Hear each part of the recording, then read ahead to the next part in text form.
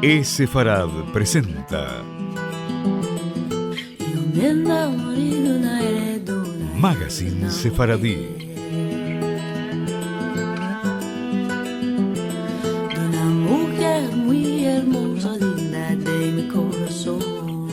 Una producción de Radio High y Radio Sefarad.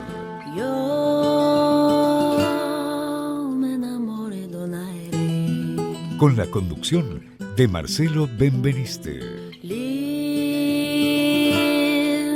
de mi corazón.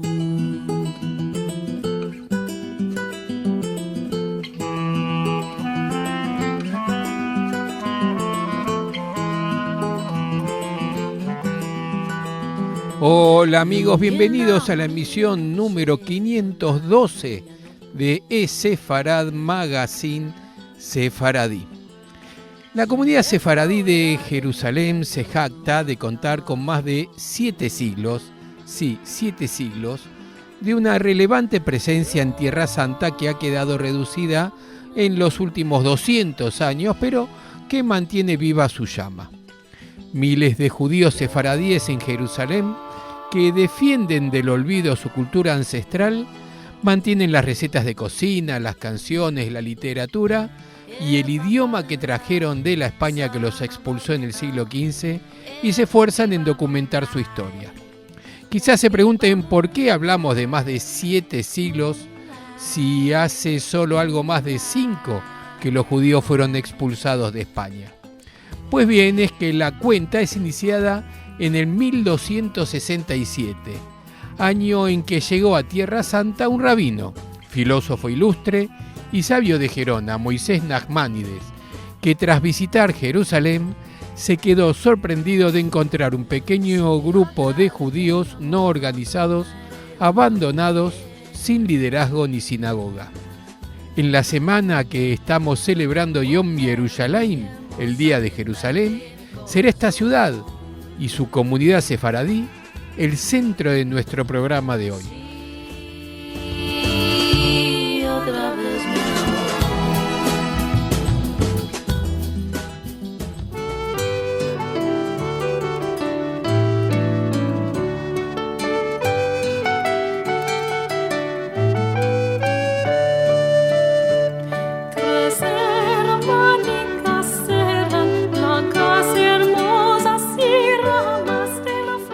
Así como toda ciudad tiene sus nobles, Jerusalén posee también sus aristocráticos Samechtetim.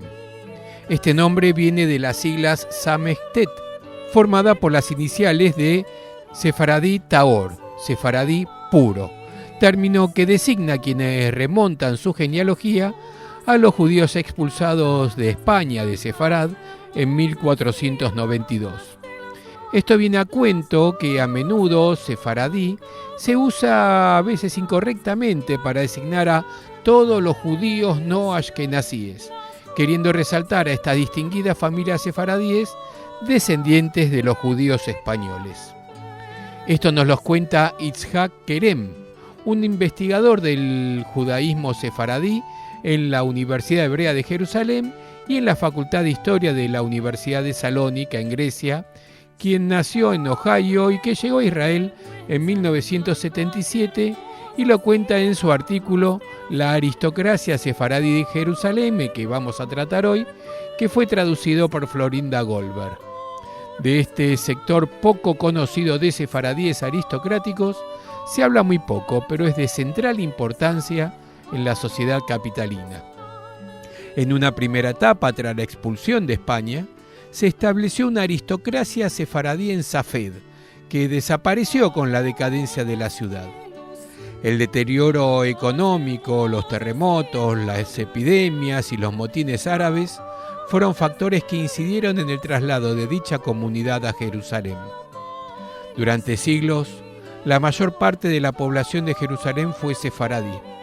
Por ejemplo, las familias Parnás y Meyuhaz pueden remontar su genealogía en la ciudad al periodo inmediatamente posterior a la expulsión. Una buena parte de los sefaradíes de Jerusalén proviene de los Balcanes, particularmente de las actuales Bulgaria, Turquía y Grecia, sobre todo desde los comienzos del siglo XIX hasta fines de la década de 1930. Pero ¿quiénes son exactamente estos aristócratas? En su mayoría hoy tienen más de 80 y 90 años. Descienden de familias distinguidas como Eliayar, Nabón, Valero, Benveniste, Mani, Castel y otras. Sus antepasados fueron ricos banqueros, empresarios, comerciantes, rabinos y dirigentes de comunidades locales, ciudadanos muy respetados en círculos oficiales no judíos que mantenían valiosas conexiones diplomáticas con gobiernos extranjeros. Esta generación de aristócratas sefaradíes europeizados conservó su identidad étnica peculiar, aun cuando muchos se casaron con ashkenazíes y se integraron a la corriente central del Yishuv, de la comunidad judía de Palestina anterior al Estado, que era ashkenazí. Los sefaradíes se identificaron claramente con el movimiento sionista. Contribuyeron al desarrollo del Yishuv en los años previos al Estado, ayudaron a establecer nuevos barrios como Rejabiá y Kiryat Moshe, y en su calidad de residentes veteranos, desempeñaron a menudo papeles dirigentes en las primeras décadas del Estado de Israel. Sin embargo, no transmitieron la rica herencia cultural que los enorgullece a la generación que les siguió. El servicio comunitario está fuertemente arraigado en su visión de mundo. Pueden jactarse de una larga genealogía de rabinos y, debido a ello, preservan aún fervientemente las tradiciones religiosas. De cara al exterior llevan una vida secular y moderna, pero conservan en sus casas una actitud centrada en la familia y las tradiciones. Mientras que hasta fines del siglo XIX el liderazgo comunitario era entendido como primordialmente religioso, en el siglo XX optaron por un liderazgo comunitario secular y cultural, por la actividad político-étnica o por la participación voluntaria en partidos políticos y entidades gubernamentales. Estos aristócratas hablan aún el ladino, el francés y el inglés, además de hebreo. El ladino o judío-español era su lengua materna, el idioma en que les hablaban sus padres y el dominante entre todos los sefaradíes de la comunidad. Hasta los árabes hacían negocio con ellos en ladino. El francés estudiaba en la escuela de la Alianza Israelita Universal en Jerusalén y era la lengua en que posteriormente cursaban estudios superiores en universidades francesas y otras instituciones académicas en el extranjero. El inglés era el idioma de quienes estudiaban Derecho o Economía en instituciones de Jerusalén o de Londres o en el American College de Beirut. Las dificultades económicas y las condiciones reinantes en el Imperio Otomano antes de la Primera Guerra Mundial produjeron una emigración de Eretz Israel. El empresario Yosef Nabón fue a buscar prosperidad económica a Francia. La familia Amsalak dejó el país para que sus miembros no se conviertan en ciudadanos otomanos. Algunos miembros de esas familias retornaron a Eretz Israel tras la guerra, pero otros permanecieron dispersos por Europa y los Estados Unidos. Nissim Bear, fundador de la Alianza Israelita Universal en Jerusalén, activo educador y hombre público, pasó sus últimos años en los Estados Unidos. Muchas familias sefaradíes de Jerusalén emigraron a Argentina y otros países de América Latina. Para la familia Cuenca, originaria de Salónica, la guerra resultó espantosamente trágica. 17 de sus 18 descendientes murieron de hambre. Cuando se suspendieron las relaciones diplomáticas entre Estados Unidos y el Imperio Otomano en 1914, se hizo imposible transferir a Eretz Israel dinero de las organizaciones sionistas destinado a la comunidad. Gracias a los esfuerzos del filólogo jerosimilitano Abraham Shalom Yehuda en Madrid, el cónsul español en Jerusalén tomó a su cargo la distribución de dichos fondos entre los necesitados. Sin su colaboración, la comunidad se habría hallado en una situación terrible. La relación con España continuó, como lo atestigua la participación de intelectuales, folcloristas y dirigentes comunitarios sefaradíes de Jerusalén en los congresos dedicados al ladino realizados en España en la década de los 60. Gran parte de los jóvenes sefaradíes fueron reclutados en el ejército otomano y muchos de ellos no sobrevivieron a la guerra.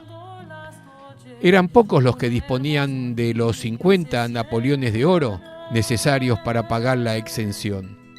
Entre los reclutados se contaron inclusive personas como Abraham Franco y Mordejai Jasón, pertenecientes a notables familias rabínicas de Hebrón, originarias de Rodas. Ni siquiera Moshe Franco, el Jajam Bashí o rabino principal de Jerusalén, pudo librar a sus parientes de la leva. Todos ellos se adaptaron a las circunstancias, fueron nombrados oficiales en Damasco y consiguieron vivir en el hotel judío de la familia Sazón en esa ciudad, donde podían observar las leyes dietéticas, rezar, respetar el sábado y soslayar las malas condiciones de los campamentos militares turcos. Otros, como los inmigrantes de Salónica, David Benveniste y Meir Daza, se alistaron en la brigada judía del ejército británico y sirvieron en Palestina y en Egipto. De este modo, las grandes familias aristocráticas comenzaron a fragmentarse y algunos de sus miembros se distanciaron unos de otros, tanto física como emocionalmente. Los que estaban en América y en Europa tendían a asimilarse a la cultura local. En la mayoría de los casos, los lazos que sus descendientes mantienen con el pueblo judío e Israel son débiles. Los que permanecieron en Eretz Israel se convirtieron en parte de la cultura del nuevo judío, combatiente, pionero y socialista.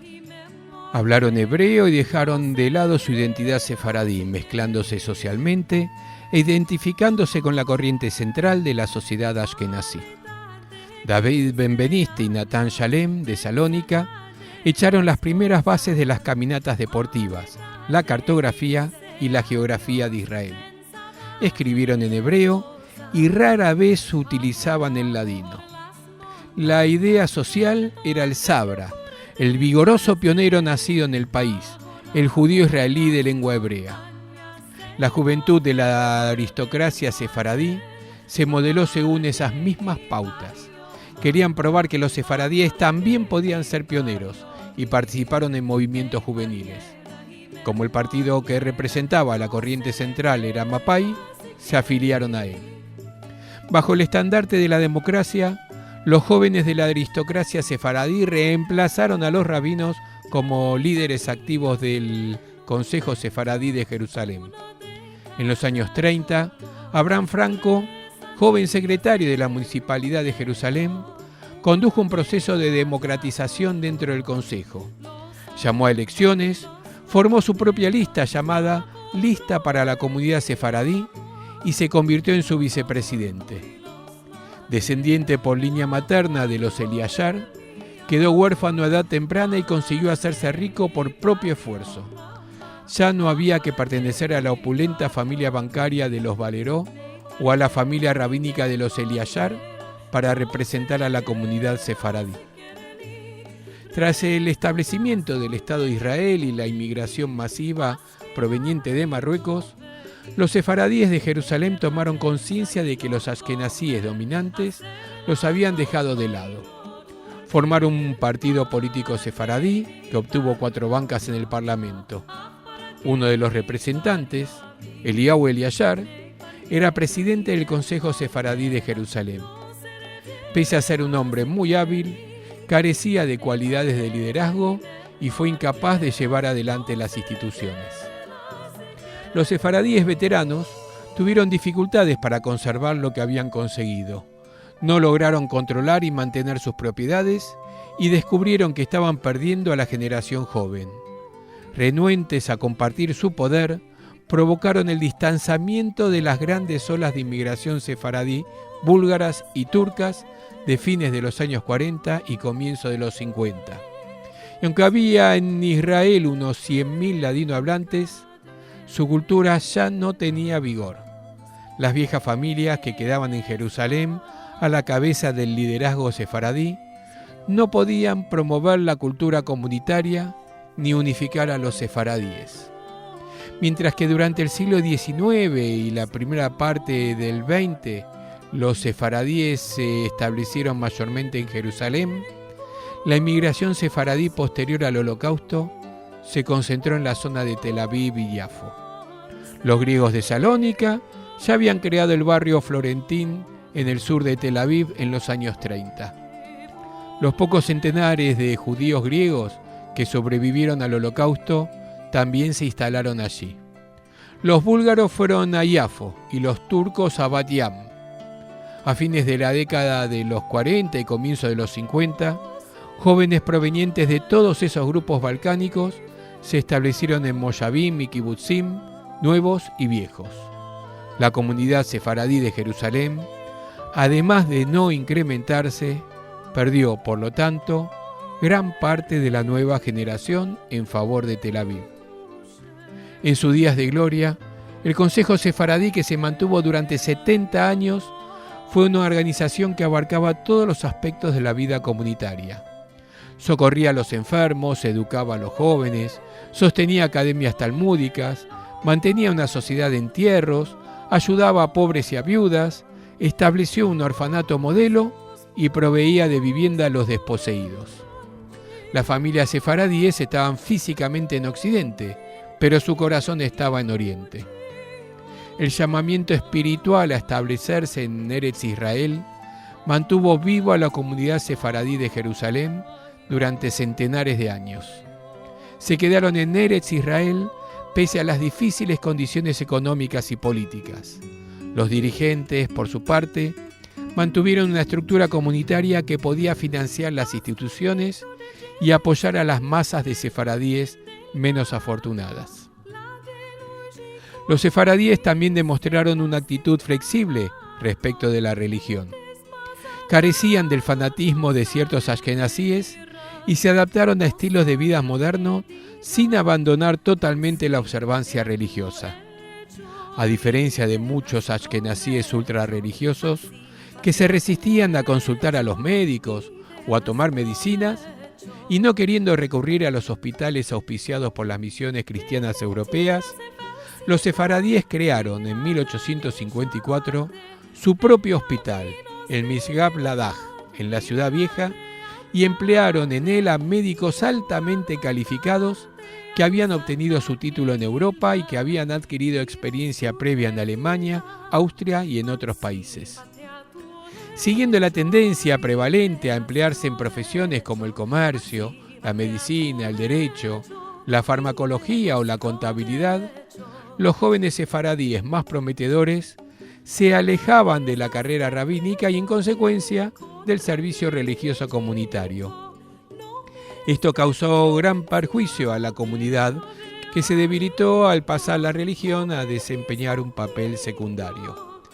Tras medio siglo de existencia de un Israel laico, cuyo énfasis se pone en la construcción del Estado y en la formulación de una ética secular, la búsqueda de raíces que se inició en la década de los 80 no tuvo gran incidencia en la comunidad sefaradí.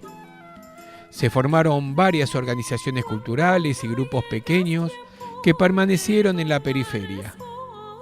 Es significativo que los aristócratas expresaran su escepticismo respecto de la preservación del ladino como lengua viva y fueran pesimistas respecto de la posibilidad de su resurgimiento.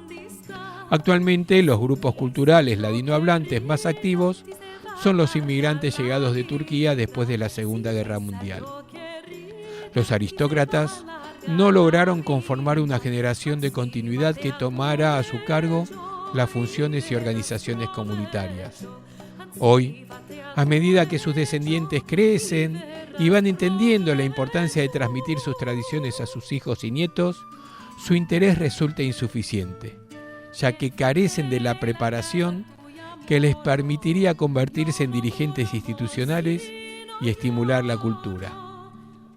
En las universidades se hicieron intentos de renovar la cultura sefaradí, pero con escaso o ningún impacto sobre las familias de esta aristocracia. Las ceremonias de conmemoración de los 500 años del exilio de España, allá por 1992, reactivaron el Consejo Sefaradí de Jerusalén, pero no a la mayor parte de las familias aristocráticas que tienen actualmente escasa relación con las organizaciones sefaradíes. Además, muchos de sus miembros son demasiado ancianos como para dedicarse a la vida pública. Esto, sin embargo, no les impide dar expresión a su legado cultural. Muchos de ellos han sido protagonistas de películas, libros y artículos periodísticos. Algunos, como el mismísimo David Benveniste, publicaron libros y artículos sobre la vida de los sefaradíes en los Balcanes y sobre diversas facetas del legado sefaradí. Los aristócratas portan hasta el último día su orgullo, su sentido de la dignidad y su nexo con el pasado glorioso. Aunque son por naturaleza humildes, han querido contar su pasado y registrar para la historia los logros y contribuciones de sus familias. En años recientes, gran parte de esos materiales se ha preservado para uso público y académico. El archivo El Yashar contiene numerosas colecciones de memorias de sefaradíes de Jerusalén. Los investigadores no han aprovechado exhaustivamente el archivo de la Municipalidad de Jerusalén y el del Consejo Sefaradí de Jerusalén.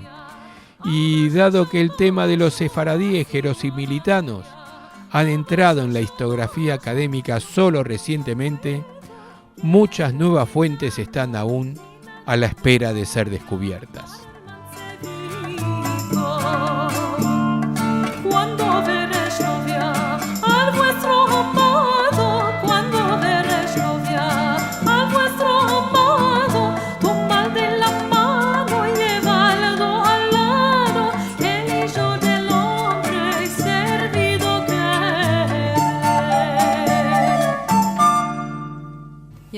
Para la guerra. Nuestras vías de comunicación son múltiples. Por mail a magazine@esefarad.com, en nuestro sitio de internet www.esefarad.com, y nos encontrarán muy fácilmente en Facebook y en Twitter buscando por Esefarad.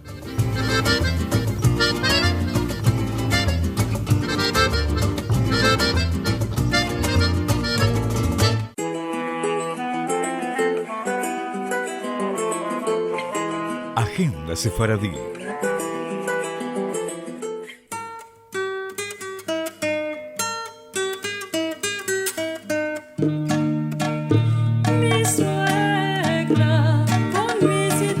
Esta semana, desde el Centro Cultural Sefarad, tenemos un nuevo encuentro del ciclo que dimos en llamar Raíces de Sefarad.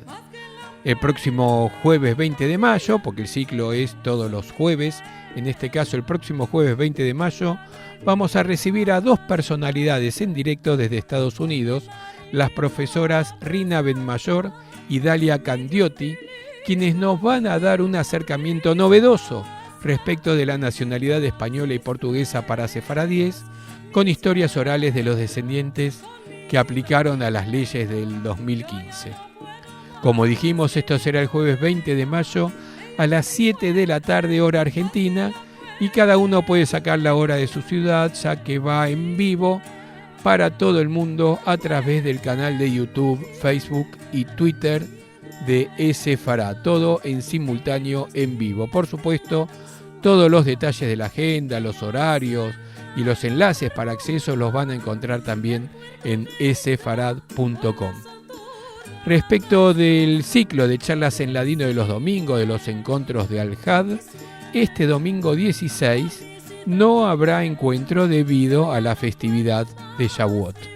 Ella es muy fuerte, más que la muerte. Un día me veré sin ella, mi suegra.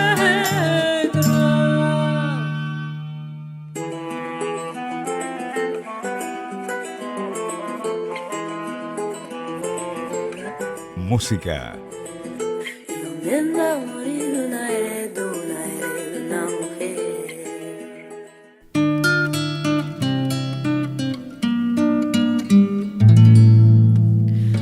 Entre las puertas paseando, entre el Yasmín, entre las puertas paseando, entre el Yasmín, vi de una hija muy Y así nos vamos a seguir recordando a nuestra amada Jerusalén con el clásico Yerushalayim Shel Zahav, Jerusalén de Oro, pero esta vez en la versión en ladino interpretado por la querida Betty Klein, que también nos acompañó con su música a lo largo de todo el programa de hoy. Y ahora sí me despido, mi nombre es Marcelo Benveniste y los espero como hace ya más de 10 años, una vez más en nuestro próximo programa Sefarad Magazine Sefaradí, que se emite a lo largo de todo el viernes en radiosefarad.com y los domingos a las 6 de la tarde por Radio High. Igual todos los programas quedan en el archivo de radiosefarad.com. Si quieren buscar algún programa viejo, también lo encontrarán ahí. Como siempre, los esperamos en nuestro portal sefarad.com y en todas las redes sociales, en particular en Facebook y en Twitter, donde además podrán ver toda la agenda con los horarios de cada ciudad. Y no dejen de suscribirse a nuestro canal de YouTube, una verdadera videoteca de las conferencias que desde hace más de un año se producen de a 2 por semana en el Centro Cultural Sefarad. Quienes quieran suscribirse directamente en youtube.com/esefarad se suscriben, le hacen clic a la campanita para que les avise cuando hay un video nuevo o cuando estamos en vivo y listo, todo gratuito. Bien, nos vamos escuchando a Betty Klein y la versión en ladino de Yerushalayim Shel Zahav. ¡Semanada buena!